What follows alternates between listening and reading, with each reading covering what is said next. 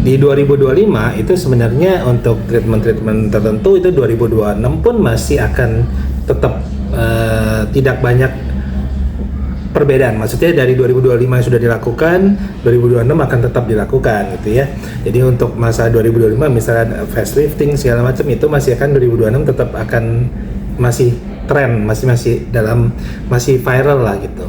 Nah, tapi kalau menurut pendapat saya di 2026 itu nanti selebriti atau Gen Z segala itu akan banyak melakukan treatment-treatment yang untuk mereka akan ingin tampil lebih cantik jadi maintain tapi yang lebih natural. Jadi maksudnya natural tidak dramatis gitu.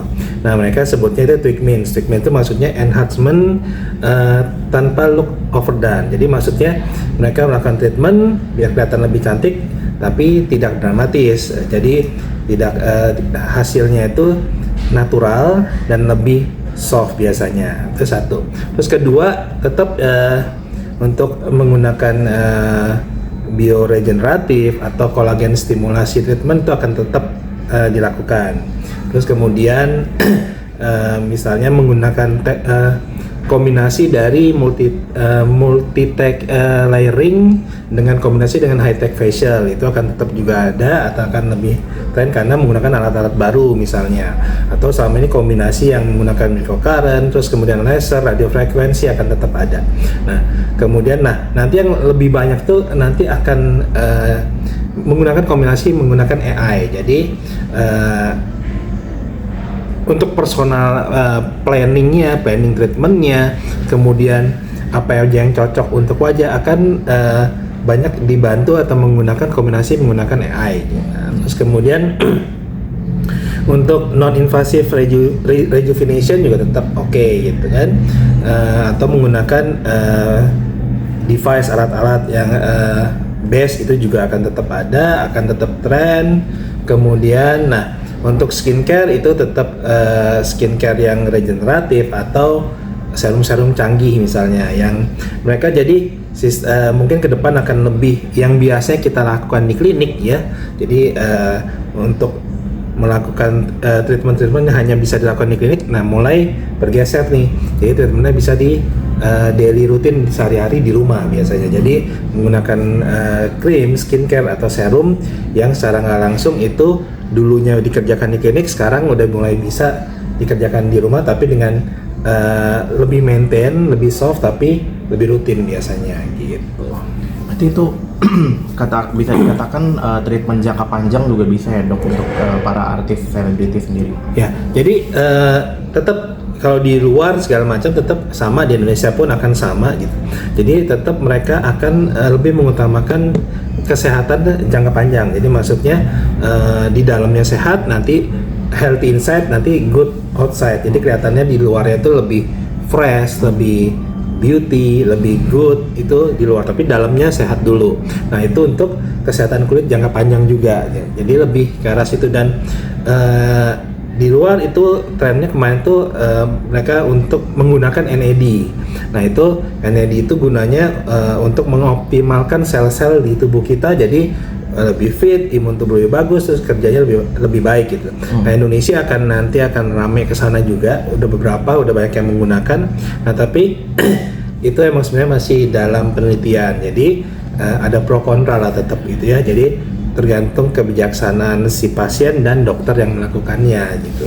Jadi di luar rame tapi kan masih dilihat nggak semua orang cocok, atau misalnya ekspektasinya apakah berlebihan atau enggak gitu loh. Nah jadi itu mesti kebijaksanaan setiap orang sama dokter yang melakukannya gitu. Nah untuk berat badan juga kan tetap akan rame, orang mau tampak lebih ramping sekarang. Nah itu body contouring, nanti contouring di body contouring dikombinasi dengan pola hidup, lifestyle, pola makan, kemudian tetap akan menggunakan yang lagi rame itu GLP-1. Jadi itu akan tetap dikombinasikan dalam melakukan treatment slimming. Nah tapi itu hati-hati, mesti harus dengan pengawasan dokter, tidak boleh dipakai sembarangan, tidak boleh dipakai sendiri gitu. Tapi dok, biasanya yang paling jangka panjang kebanyakan dari selebriti itu melakukan perawatan apa nih? Mungkin facelift kah atau seperti apa? Nah kalau jangka panjang berarti kan dia maintain. Nah kalau jangka panjang maintain kayak tadi. Jadi misalnya treatment itu kombinasi tuh, bisa menggunakan botok, mesobotok, baby botok, microbotok dikombinasi dengan microdose dari filler misalnya, atau menggunakan LED buat wajah atau alat-alat tertentu, atau dikombinasi juga dengan invasif untuk lifting misalnya gitu. Nah jadi untuk yang akan dilakukan treatment jangka panjang yang terus menerus dan maintain biasanya kan botok setiap 4 sampai 6 bulan masih di retouch lagi, atau misalnya filler kan nggak permanen selamanya, itu kalau perlu di retouch lagi, atau misalnya menggunakan treatment alat-alat. Jadi mereka sekarang lebih mencari alat yang hasilnya itu lebih cepat kelihatan, tapi downtime-nya, waktu pengerjaan itu downtime-nya lebih sedikit biasanya gitu. Nah jadi kalau untuk facelift segala tetap akan dikerjakan gitu loh. Nah kalau facelift kan sekali dikerjakan, terus diobservasi, dicek treatmentnya perlu pengulangan berapa kali, nah itu, atau misalnya perlu kontrol kemudian tahan berapa lama tergantung dari pola hidup, kan proses aging segala. Nah kemudian apakah perlu dilakukan lagi, itu tetap sih jangka panjangnya tetap ke sana gitu. Dok, apa treatment ini bakal populer juga atau mungkin bakal istilahnya di 2026 ini akan seperti apa?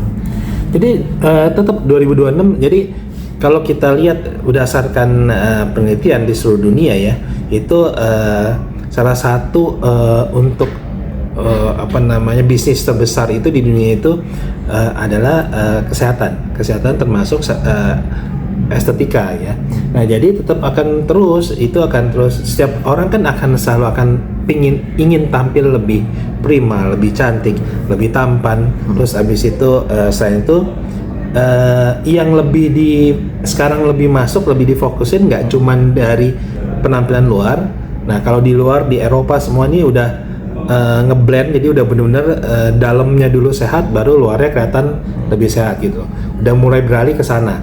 Nah mungkin di Indonesia yang tadinya hanya yang penting penampilan luar, sekarang juga udah mulai aware, udah mulai lebih wise. Terus kemudian karena edukasi banyak ya, bisa dilihat dari manapun, jadi sekarang mereka juga memperhatikan kesehatan di dalamnya gitu.